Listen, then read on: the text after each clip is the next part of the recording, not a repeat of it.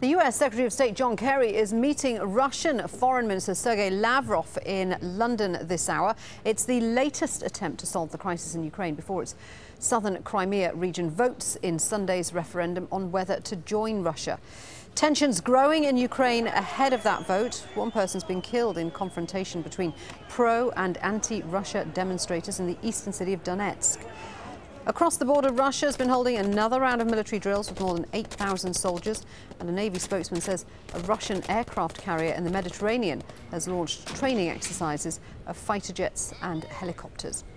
But Russia's ambassador to the UN has told the Security Council it doesn't want war. The acting Ukrainian Prime Minister called on Moscow to join talks to end the crisis. Our diplomatic editor James Bays has more. A clear message from the interim Prime Minister of Ukraine to the UN Security Council holding its 6th meeting on this crisis in 2 weeks. Arseniy Yatsenuk aims some of his strongest comments at Russia, looking directly at the Russian ambassador as he spoke.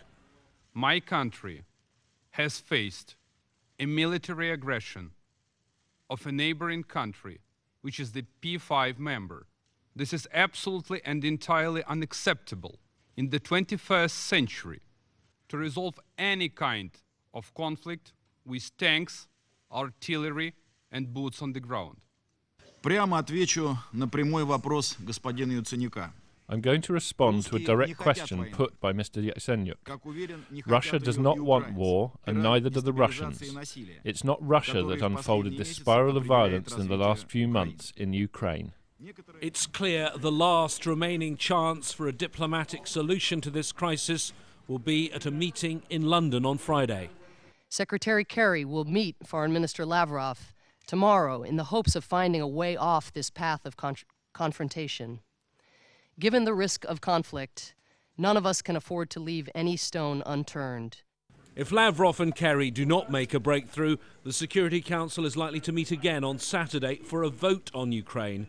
No one doubts that Russia will use its veto, but other countries want to show the Russians are completely isolated. We hear that a text of a resolution has now been drafted. What will be achieved by bringing the Security Council to a vote on this? Let's wait and see. What we want to achieve, we want to stop Russian invasion. We want to get to the negotiating table. We want to find a peaceful solution of this dramatic conflict. And we want to have Ukraine independent and free. The interim Prime Minister met the UN Secretary-General Ban Ki-moon before leaving New York.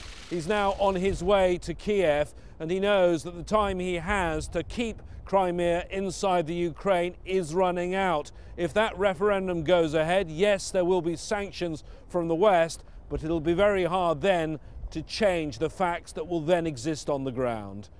James Bays, Al Jazeera, at the United Nations.